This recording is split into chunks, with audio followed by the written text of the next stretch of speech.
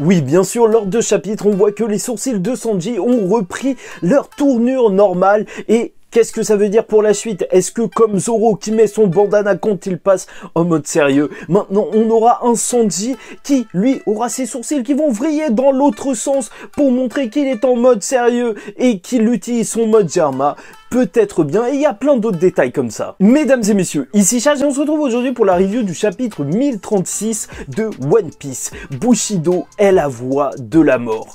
Et bien sûr, ça va concerner la mort des samouraïs qui veulent se sacrifier, mais surtout ce chapitre, globalement, en fait, c'est la conclusion du combat de Zoro, et surtout la mise en place pour vraiment les combats de fin, et justement conclure tout cet arc avec même les menaces que représentent certains personnages. Bon, pour ce premier chapitre de l'année, on a Luffy en gâteau flippant sur la couverture du Jump et aussi une belle colo qui fait penser en fait dans la neige au royaume de Drum et surtout en fait les Mugiwara sont accompagnés d'un tigre.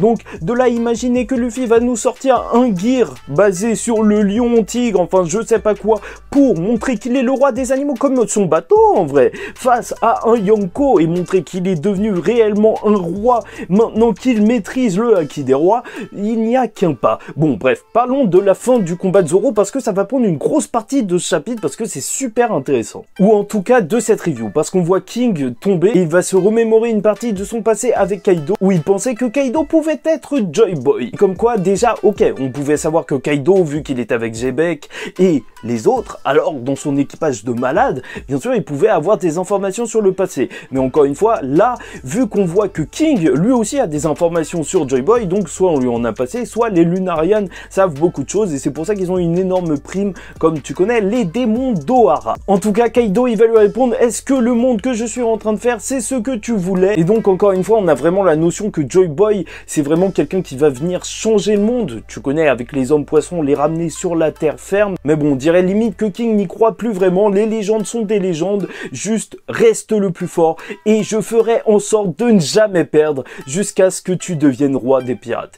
Et ça, c'est super important à saisir. Parce que le parallèle entre King et Zoro, il est encore plus exacerbé. Parce que, voilà, t'as deux bras droits qui ont été libérés par leur capitaine. Et en plus, deux bras droits qui ont juré de jamais perdre en rendant leur capitaine seigneur des pirates. Et je trouve ça vraiment énorme parce que ça montre qu'à ce niveau-là de l'histoire, les équipages de Yonko, en vrai, pour être au sommet de la piraterie, il faut une histoire aussi puissante que celle de Luffy. Des personnages aussi déterminés que l'équipage des Mugiwara et c'est ce qu'on voit avec ce parallèle. En plus, scénaristiquement parlant, c'est bien trouvé parce que King, il n'a pas eu énormément de développement en même temps, pas comme Katakuri par exemple, et donc faire un parallèle, ça permet de le rapprocher à Zoro et de lui rajouter du background par cet intermédiaire. Oda, il est vraiment fort, mais en plus, ça nous permet de voir la différence entre Zoro et King et peut-être la différence qui a fait gagner Zoro. C'est que, bien sûr, King est un roi, il s'appelle King, mais il a été fait roi par Kaido et il voulait que Kaido devienne le seigneur des pirates. Alors que pour Zoro, c'est vraiment différent et on peut le revoir dans le flashback lors de ce chapitre, c'est que lui, il veut devenir un roi. En fait, c'est sa volonté propre de devenir le plus fort pour que Luffy devienne le seigneur des pirates. Et c'est ça qui fait vraiment la différence. C'est un peu comme si King disait à Kaido, t'es le plus fort, donc je serai ton bras droit et je ne perdrai jamais. Alors que Zoro, il se dit, lui, je vais être le plus fort, comme ça, Luffy, tu seras roi des pirates. En bref, et finalement, pour Zoro, il a retenu quelque chose, c'est que ce qu'il faut pour Luffy pour devenir seigneur des pirates, c'est qu'il devienne le roi des enfers.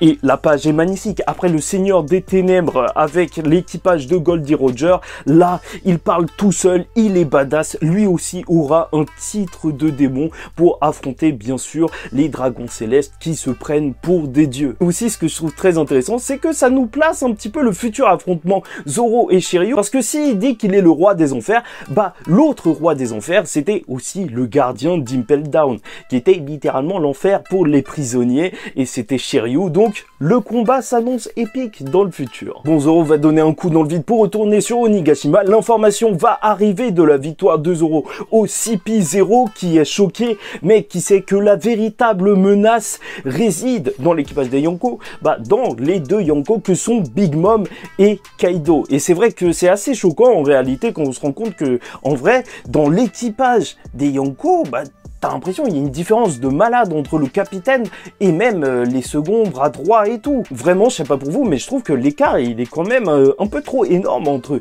Kaido et King, par exemple, alors que Luffy et Zoro, je trouve que ça reste quand même, enfin, acceptable. C'est normal que ce soit le capitaine, mais il n'est pas assez fort pour, je sais pas, battre 30 Zoro. Enfin bref, de toute façon, le CP0 va nous faire un résumé de la situation, un petit peu du contexte, et surtout des tensions, et c'est assez intéressant parce qu'on te le raconte comme un petit peu une légende pour faire écho aux mots de King lors de ce début de chapitre. Ils font vraiment office de narrateur et ils racontent toutes les menaces en fait qui vont arriver parce que bien sûr l'île elle va tomber sur la capitale des fleurs avec les explosifs surtout qui se trouvent en dessous et même si Luffy gagne au final bah, les nuages ils vont tomber et de toute façon l'île va aussi tomber. Donc c'est un vrai problème même si Mononosuke il essaye de pousser l'île. Mais en plus de ça t'as la créature de feu de Kanjuro qui veut exploser tout l'armement qui se trouve en dessous de l'île qui est toujours en route et qui devrait être arrêté par Yamato. Et au passage Oda nous montre que Yamato est arrivé justement à cette réserve d'armes et demande à Fuga, un des Numbers, d'affronter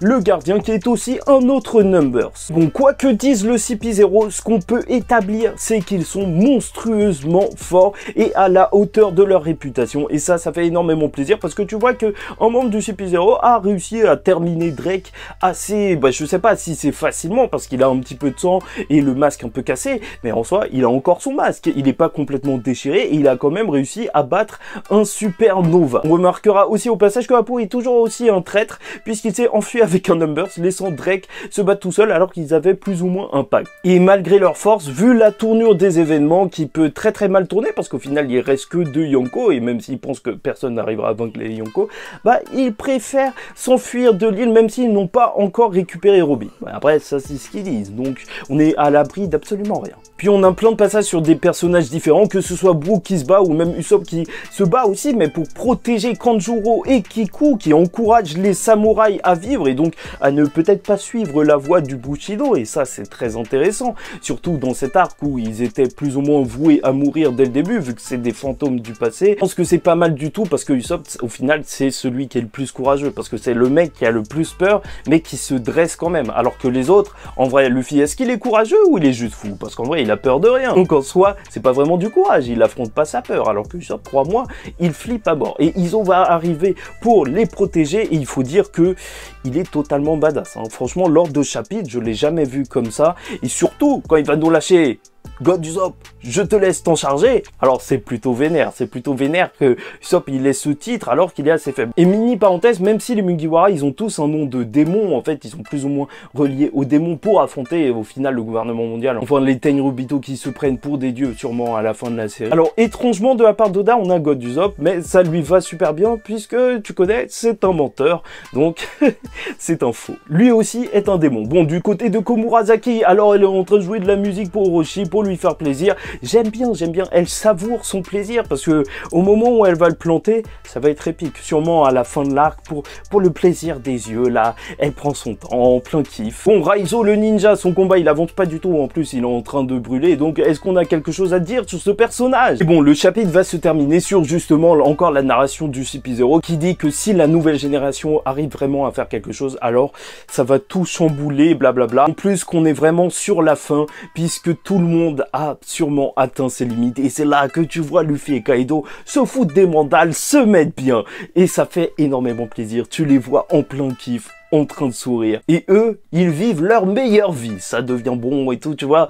Ils sont vraiment trop bien. Très hâte de voir la suite de ce combat qui va un peu se dérouler dans la haine, mais dans le pur kiff. Assez étrange, mais génial. Bon, bref, voilà tout pour moi. J'espère que vous avez apprécié cette vidéo. Si c'est le cas, n'hésitez pas à liker ou disliker la vidéo si ça vous a pas plu. Commentez, demandez-moi votre avis en commentaire et abonnez-vous à cette chaîne YouTube, Serial Sage, qui est revenu. Et je vous rappelle que le second chapitre de l'année devrait arriver aux alentours du 15 janvier pour la sortie officielle.